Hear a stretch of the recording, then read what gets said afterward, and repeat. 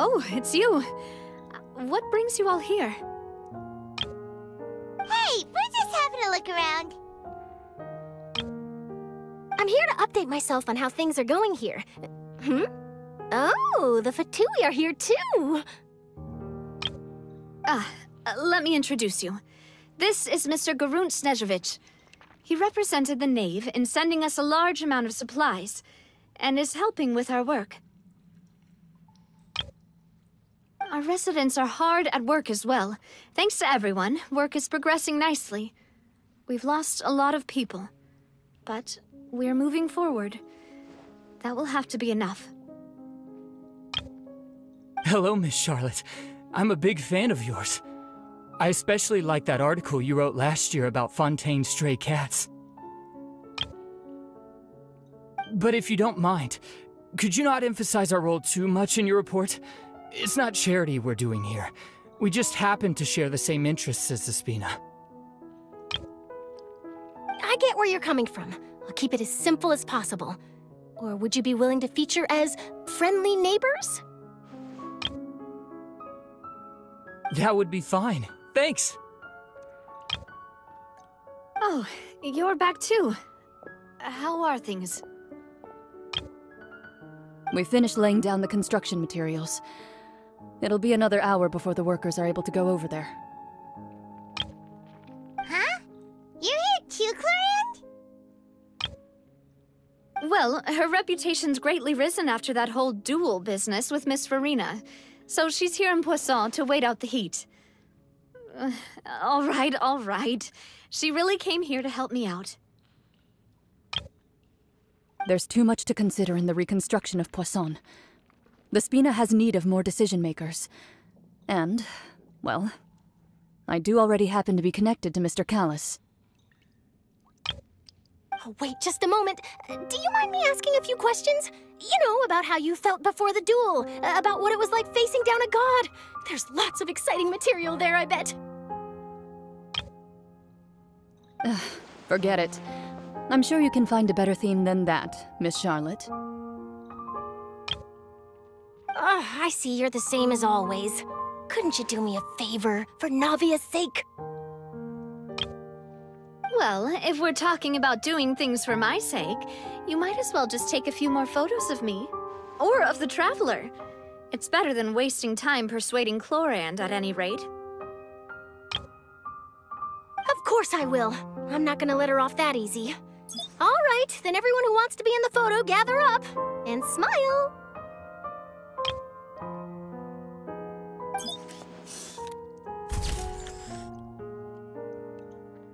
How did it go? Was it a good shot? Did Paimon look cute in it?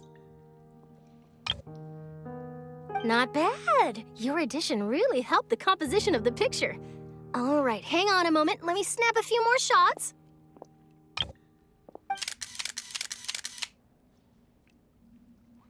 All right, that should do it. I'll be back here later anyway, so let's call it a day. You're very quick. Speed is of the essence when it comes to the news, and freshness is the key. Also, not to brag, but I'm pretty good at building connections. Who knows? I might eventually get that interview with you after all, Miss Clorinde. Wow, you really do have that never say die spirit. I'm impressed. I'll hazard a guess that this is how you got that interview at the Fortress of Meropide.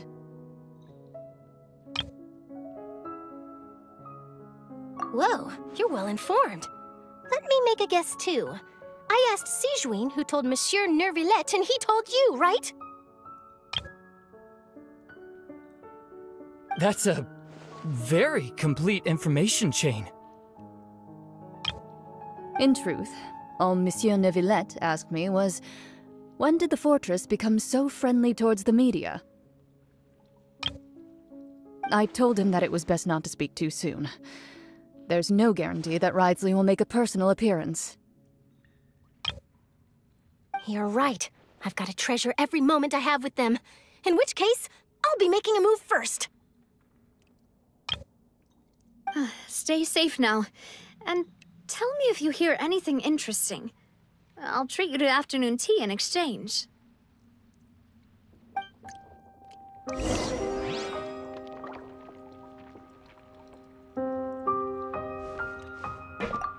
You seem curious about the fortress. Of course. That Wriothesley. I still remember going down to the fortress to grill him for information on my father's case. Boy, did he take me for a ride. Without telling me anything, of course. But he did invite you to tea, didn't he? 2 large pots of it, in fact. It was good tea, though. I have to agree. The tea there is very good. Speaking of that, would you like to have some today? I mean, you've got time, right? Well, I'd be partial to some shortbread. Wow, it's like we've got a menu or something. Sure. Good. What flavor of biscuits would you like, Mr. Snezhevich? Me? I'm fine with anything, but I would prefer chocolate should you have it. All right, leave it to me. I'll go over the newly arrived supplies with you later, Mr. Snezhevich. We should be able to finish the preparatory work today. That works great for me. Huh. Is it just me, or did you get a new lipstick? I did. It was a gift from Sigewinne. Want to give it a try? I think the color would suit you, too.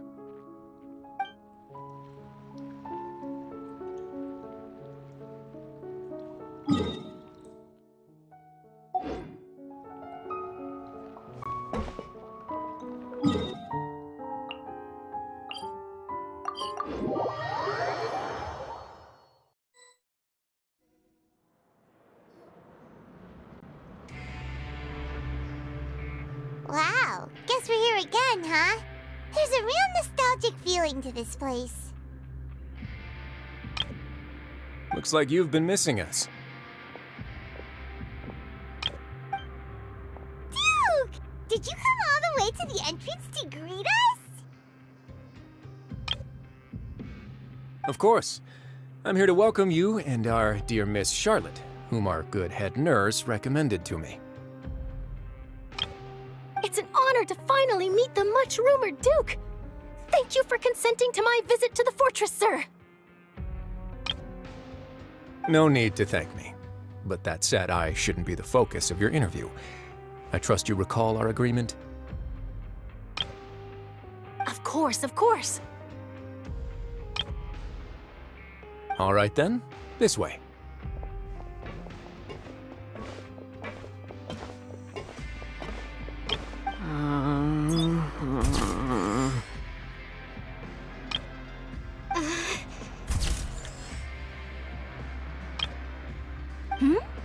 Hey, no need to be so nervous. I've already taken all the photos we need. Miss Charlotte, do these pictures really need to be published on the cover of the Steambird? It would seem that Miss Lorvine doesn't want her face to appear beside that of Mr. Jurier, hmm? Sir, please don't say things like that. But it looks like dear Mr. Jurier denies it. Might this interview be very important to you, then? No, I just... This is my first time being interviewed, and I'm very thankful to the Steambird for... Now, I might not look it, but I actually did meet Mr. Edwin once. And I'll be honest, I enjoyed chatting with you more. You've definitely got more of that genius vibe going on.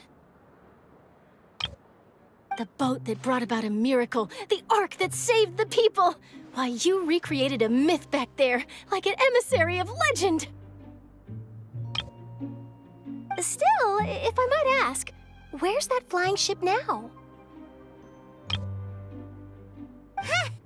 Looks like Charlotte's trying to get herself another exclusive scoop. I have to apologize, but that ship is presently in the bowels of our factory. I'm afraid it won't be easy for you to get a shot of it. Really? Well, then in that case, could I have an interview with you to make up for that loss?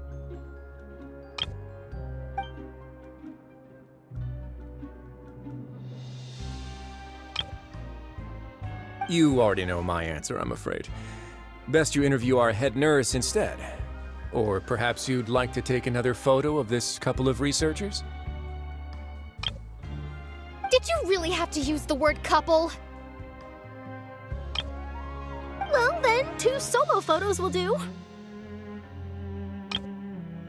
Is my hair messed up? Please, someone help me have a look. Things sure are getting pretty lively here. We've seen this kind of thing before. Oh, seems like everyone's here. Would any of you like to try this new drink I came up with? Ah, Siegeween.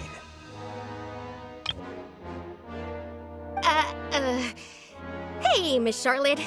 Why don't you, take some pretty photos of our head nurse? Sure. Come on, Miss Siegeween, over this way. Let's find a brighter spot. Huh? Sure. Do I have to smile? So, how have things been at the fortress? Same old, as you can see. Fontaine's undergone some changes, but this place is still more or less the same. Other than that flying ship, it got a tad too much attention, I think. That's why I decided to let the interview go through. We should direct more public opinions toward the behind-the-scenes heroes. Am I right, Mr. Jurier? Miss Lorvine? You're too kind, sir. I believe that you too should have your day in the sun. Not that you would want that, which is a pity. I'll just leave the spotlight to you two.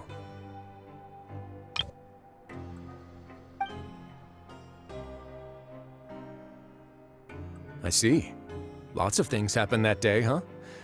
Anyway, regarding that Harbinger, I'm not sure you remember, but his 3 young followers are still waiting for his return. He sure did win them over, huh? I'll tell them that there's good news and bad news. The good being that their boss seems fine, and the bad being that they must face extended sentences for abetting his escape. Oh, actually, what about you? Are things gonna change for you too? What change can there be? The fortress will keep chugging along, and so will my duties.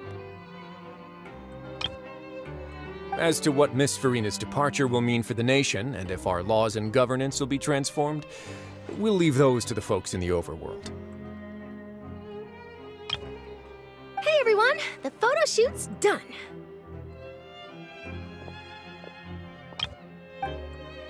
Good. In that case, let's call it a day here. Thanks for your cooperation. Come on, Traveler, let's go. Till next time, everyone. There'll be a next time? Maybe. Who knows? I might write a story about the underwater factory next time. Until then. All right. Last stop, the docks.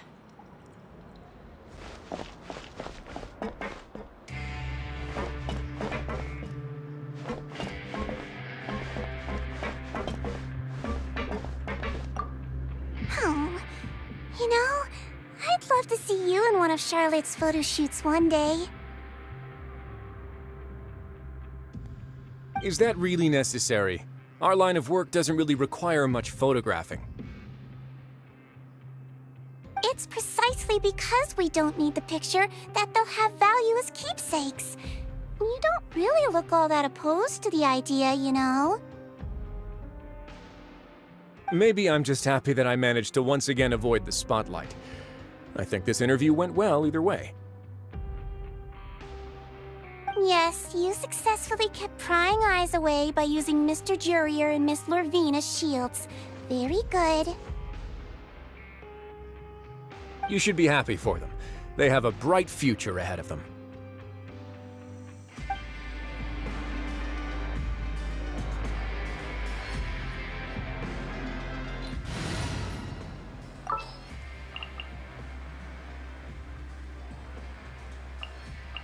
You lead the way.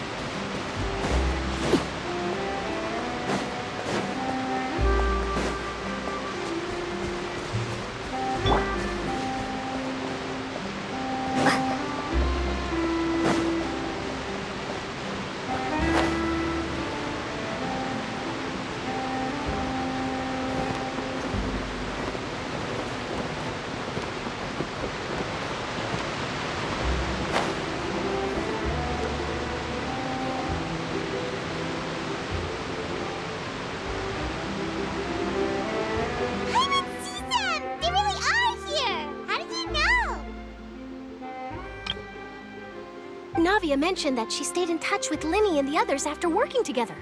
Apparently, they've been at the docks distributing these strange pockets the whole time since. Traveler, Paimon. Ah, and Miss Charlotte, too.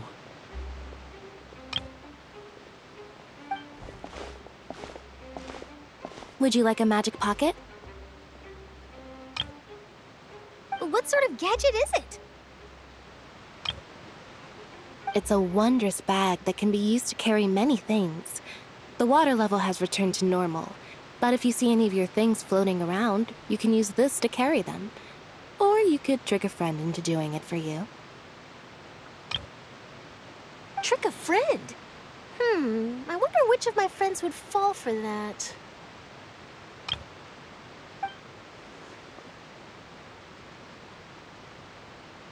You could just make a friend like Freminet here. Isn't that right, Freminet?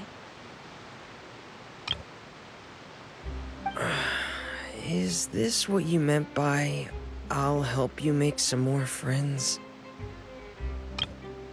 To be honest, that sounds pretty sweet. Could I have your contact, please?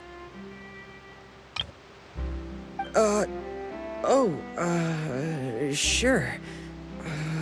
Please, write down my address. Lynette sure is working hard to help Freminet socialize.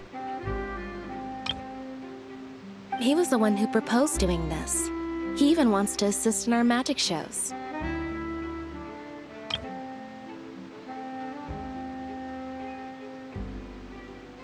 Yes, I was planning to first introduce Pear as an assistant, and later Freminet himself. In the future, I think we can leave underwater escape magic to him too. That said, would anyone want to see a diver escape underwater? Oh, it'll work out. Every journey begins with the first step. He'll become a part of our show eventually. Lynette, could you come over? Miss Charlotte says she wants to take a picture of us. Got it. My, that Charlotte is rather perceptive. She got rid of everyone the moment she realized I had something to say to you. So, how have things been, Traveler? Father says that you did a great deal during the latest events. She's very grateful for your contributions to Fontaine. That's all right. We were more than happy to help. So, what's she doing now? Oh, I guess you haven't heard. Well... After Lady Furina left, Father and Monsieur Neuvillette opened negotiations, during which he gave Fontaine's gnosis to her as a diplomatic gift. A diplomatic gift? A gnosis?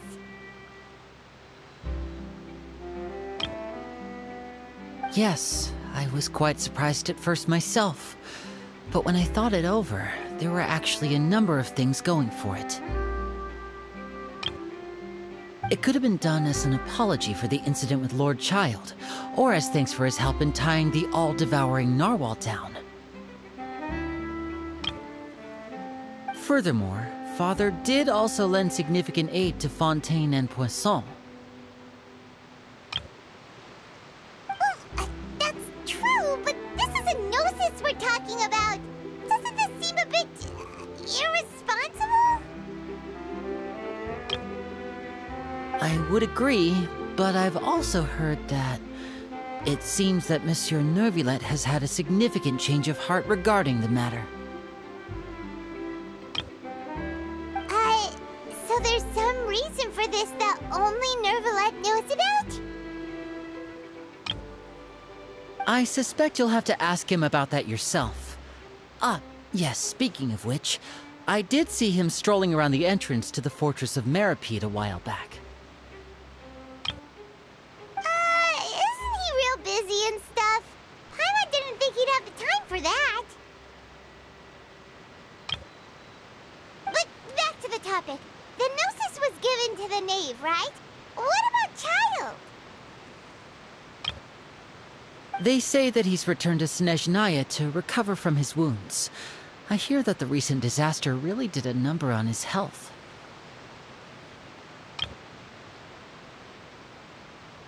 That's true. When you think about it, we've had loads of run-ins with the Fatui. To think we'd be allied with them this time. So shocked by such a simple switching of sides?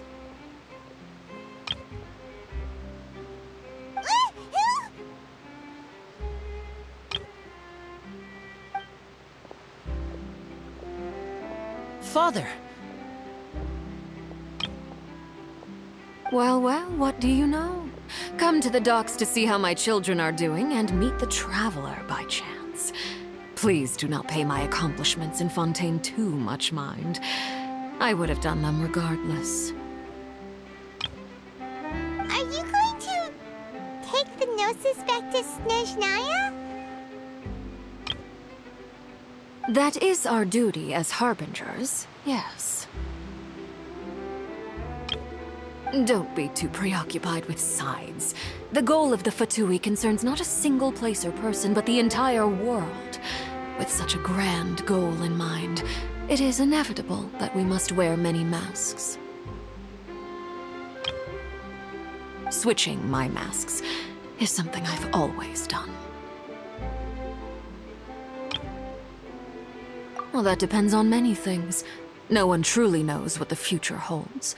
What good is honesty if you can't rely on it forever?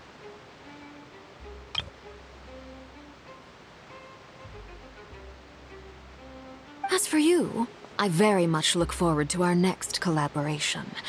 Good things cannot be achieved alone, and you've proved yourselves to be great partners.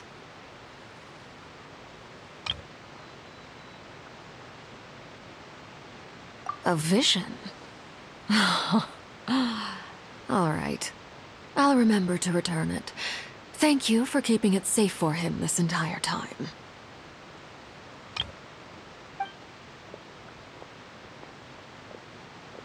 And that's a wrap for me. Huh? You're... Greetings, Miss Journalist. Hello. If I'm not mistaken, there are diplomatic channels I'll need to report to take a photo of you. That is correct. So forgive me, but I will not be able to serve as a subject in your article. However, feel free to write as much as you'd like about our dear magicians and our upcoming rookie talent. I will. The sea breeze is quite pleasant. Oh, I shall continue my walk while the weather remains so agreeable. Farewell. Farewell, Father.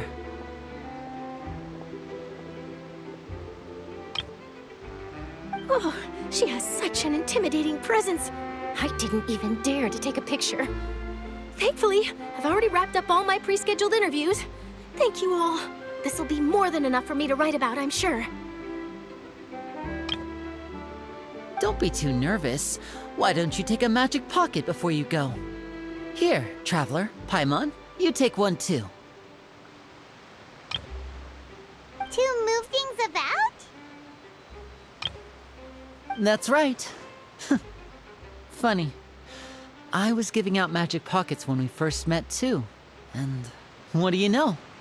I'm doing the exact same thing right now. So many things have happened, but the pockets are still the pockets.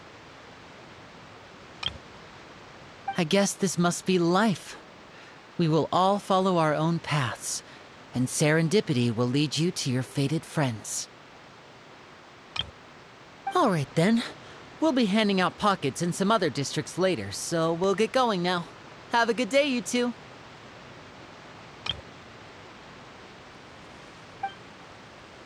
Well, guess we sent Charlotte out.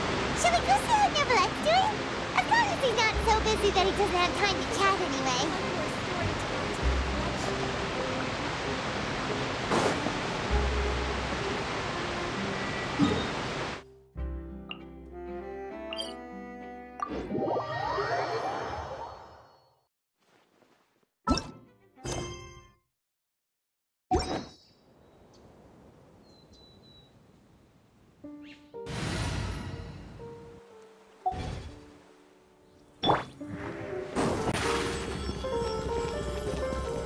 Over here!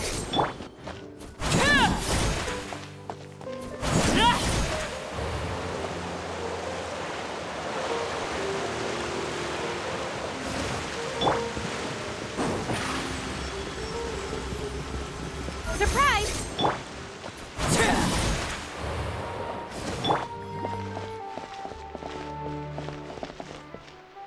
The entrance to the fortress! Ooh, he really is there!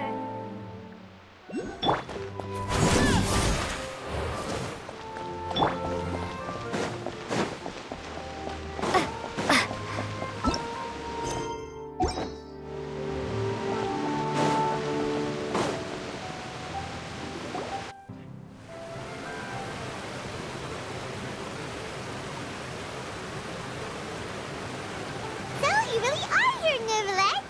Paimon didn't think you were going to have free time this hour of the day. Really? Oh, I suppose you must have met Mr. Lyney. He took the time to greet me earlier when he passed this way.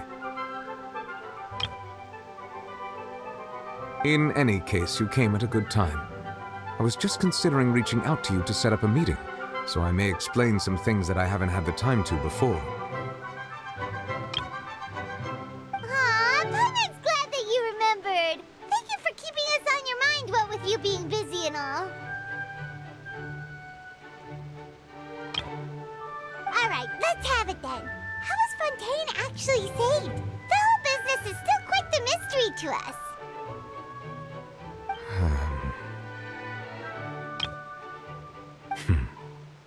It is strange how words can often leave a bitter taste in the mouth when it finally comes time to say them out loud.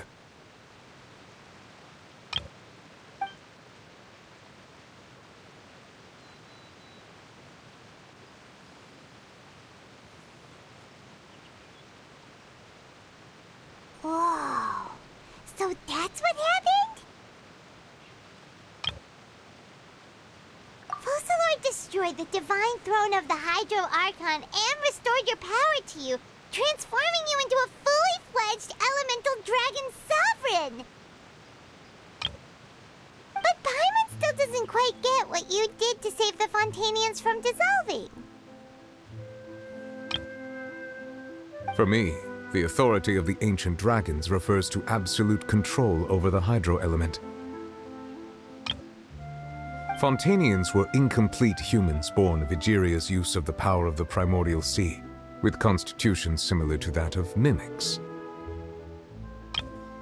But so long as those primordial energies remain within them, I could use the ancient dragon's authority to grant them true blood, after the fashion in which life was first brought into being on this planet.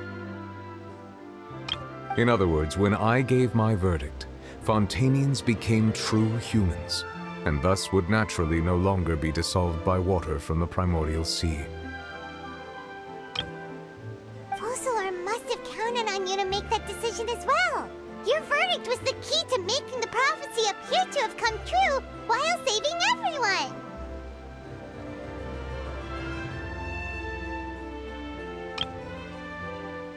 Yeah, and in a manner of speaking, Focalors finally managed to fulfill the original Hydro Archon's wish to turn Oceanids into real people too!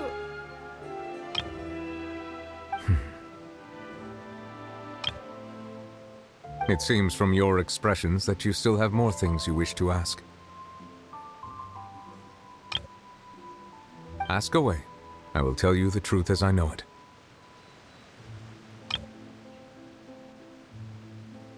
I have investigated his case along many avenues, and I have learned that he once fell into an unknown chasm when he was young. There, by chance, he awakened the all-devouring narwhal. But whether it be by sentiment or reason, that should not have been enough to consider him the root cause of the disaster. At most, he would have had tangential liability. As for the judgment passed by the Oratrice during the trial, whether it was due to that liability by association, or Focalors deliberately using him to buy time for us on the assumption that he would be able to hold the creature off, I cannot say. Guess Focalors had Fontainians in mind the whole time. In the end, it was thanks to her that they finally became real humans. Hang on a second. Paimon suddenly got another question. Back when Fontainians hadn't yet become real humans, were the children they had also transformed Oceanids? Life has always flowed like water. Do you recall how Fontainians would often come to the Fountain of Lucine to pray for children? Yeah, Lynette said the fountain is where all the waters in Fontaine converge. In truth, even those couples did not know that such prayers were no mere custom, but instead a form of ritual. Those Oceanids who were blessed within the spring water would later descend as new humans in the coming months. Paimon sorta gets it now. Either way, seems like this ritual won't be of any further use, but it'll probably live on as a local custom.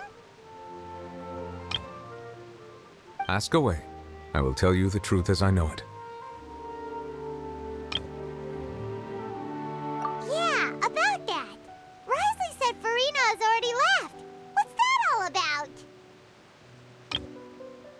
Ah, Lady Furina.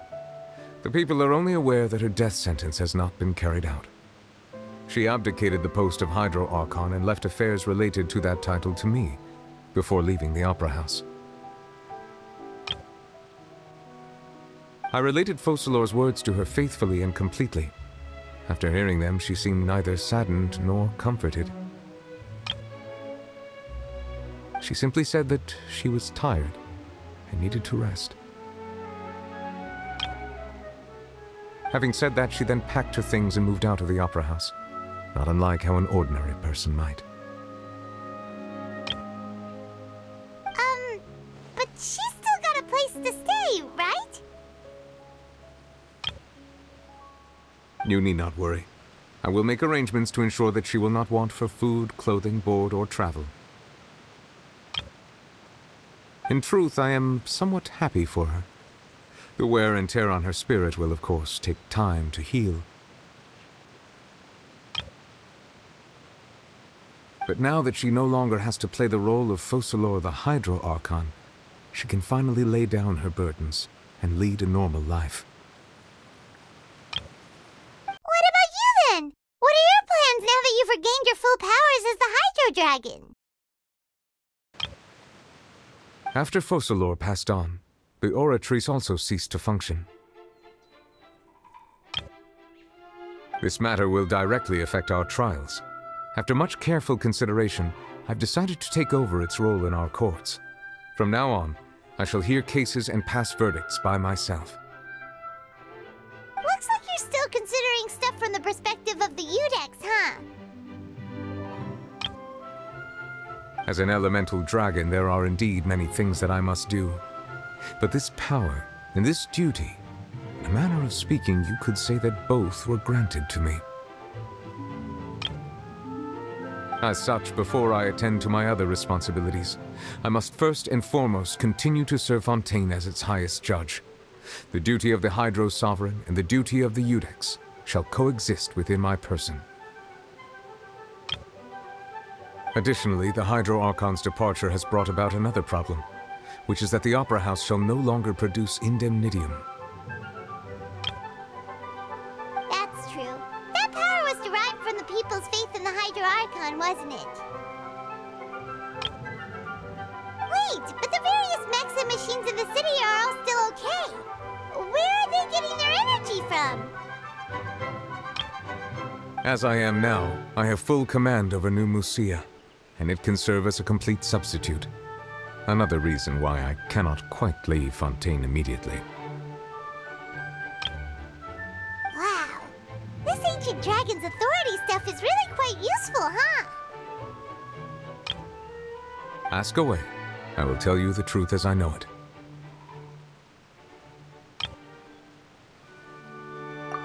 Oh, that's right! They say you've given it to the knave as a diplomatic gift or something! Leaving aside their intentionality, the two Fatui Harbingers have indeed done much for us during this crisis. Their sole remaining goal in Fontaine, at least at this point, would seem to be the Gnosis. The Oratrice has ceased to function. The Hydro Archon's divine throne is now no more, and I do not need the Gnosis's power. As such, it has lost all meaning for Fontaine. If the Fatui have impure designs, then we might as well accede to their request now, and avoid unnecessary conflict. What complicated considerations! Paimon thought you were just giving it to them out of gratitude to the knave and as an apology to Childe. Ask away. I will tell you the truth as I know it.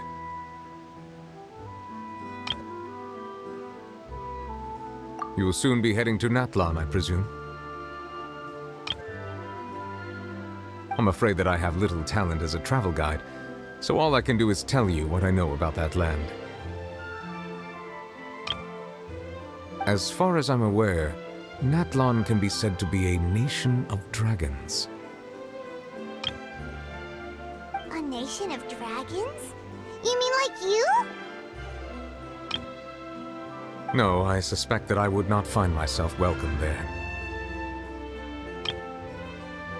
Unlike ancient dragons such as myself, the dragons of Natlan have undergone long years of development and evolution. Large numbers of them have entered a form of coexistence with humanity. Natlan is also the nation of war. War ravages those lands like an undying flame. There is one other piece of information I got incidentally from my negotiations with the Knave that I believe may be useful to you. The Harbinger known as the Captain has thrown his hat into the endless ring of war. The Captain. Sounds like a real tough customer. Seriously, everywhere you look, there's a Fatui Harbinger doing their thing! I suggest that you fully prepare yourself before going to Natlan. In the meantime, Fontaine's doors will always be open to you. Ask away. I will tell you the truth as I know it. Hang on a sec. Paimon's still got a question about the Gnosis. When we spoke to Lyney earlier, he mentioned that your attitude towards giving away the Gnosis had clearly changed. We guessed that there might be some reason for it that only you were aware of. No wonder the House of the Hearth is the Fatui's intelligence division. They are certainly sharp. So regarding this specific issue, I was just getting ready to share something with you. What is it? In truth, I exchanged some further words with that lady named Skirk after sending you two back to the surface. It went something like this.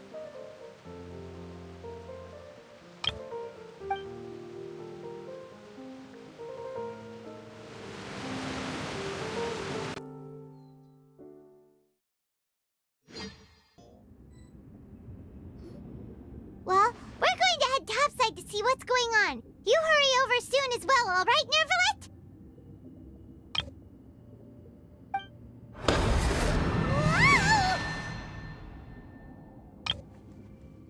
What next? The all-devouring narwhal isn't here, so I'm no longer getting any interference. I can finally catch the scent of your power, what it's made of. It is the authority of the planet's primordial dragons, but with something very similar to a god's curse mixed in. It's quite a novel blend. I'm sure I've encountered something like this before. What was it again?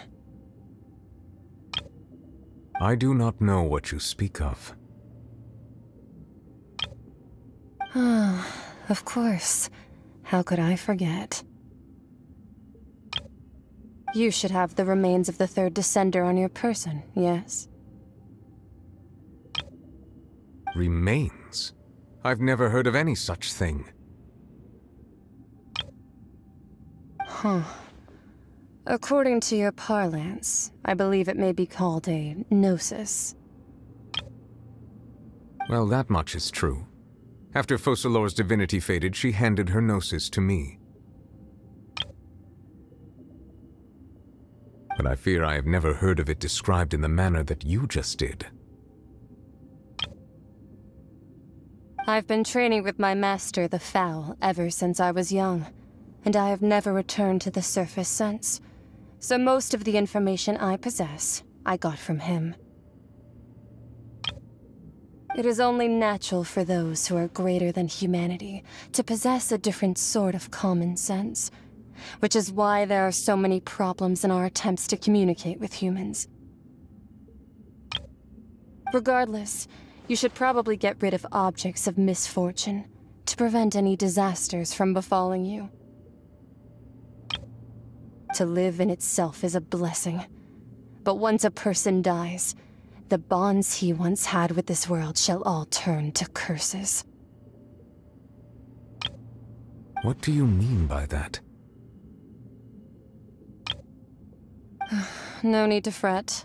These are just my personal thoughts. and my reason for no longer wishing to return to the surface. This third descender you refer to, who are they? And when did they die? Master never mentioned them to me. Perhaps it just wasn't that important for me to know. If you're interested, though, I could ask him. I'll be sure to pass the answer on to you next time. Next time? You believe we will meet again? I do. Wait. I have a disciple of my own, don't I? He can be the messenger then.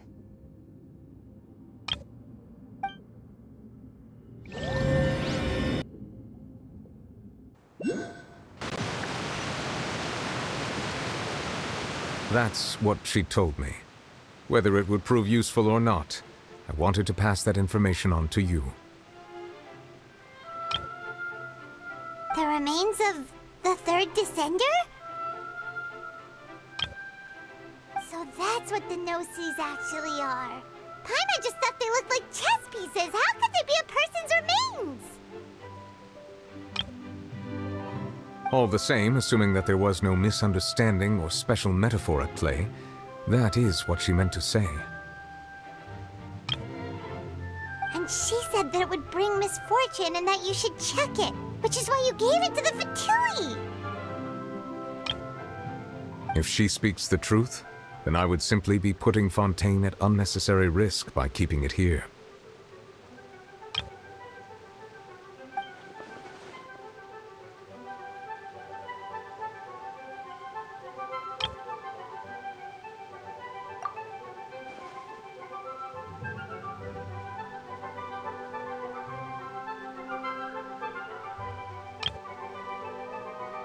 I had guessed that you might already be familiar with this concept, but I did not expect you to be one of them.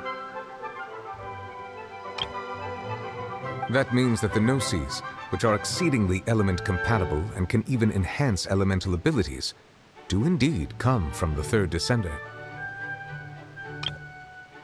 I wonder, does your body also possess similar properties?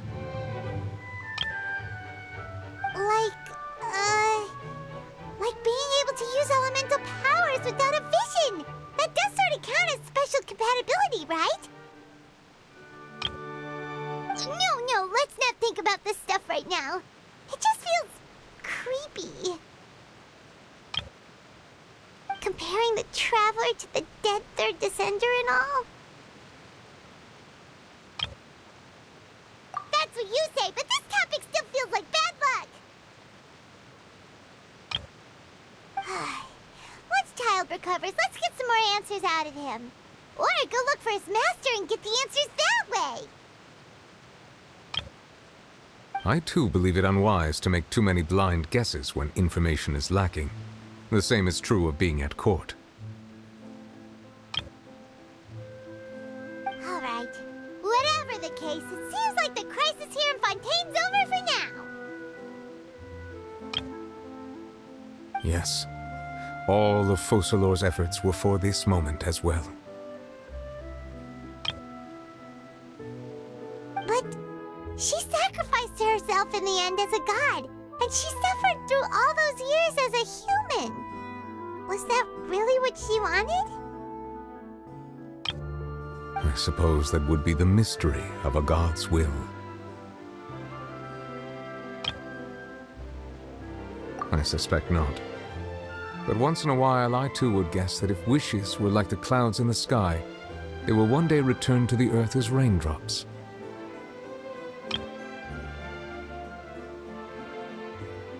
Life flows like water, and rain is the final answer.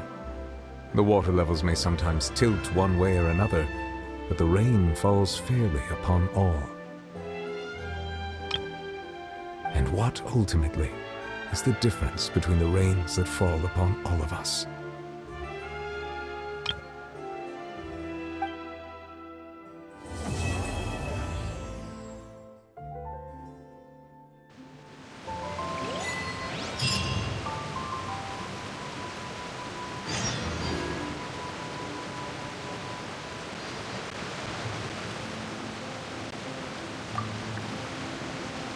It seems from your expressions that you still have more things you wish to ask.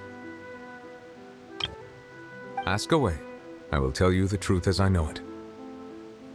I suggest that you fully prepare yourself before going to Natlan. In the meantime, Fontaine's doors will always be open to you.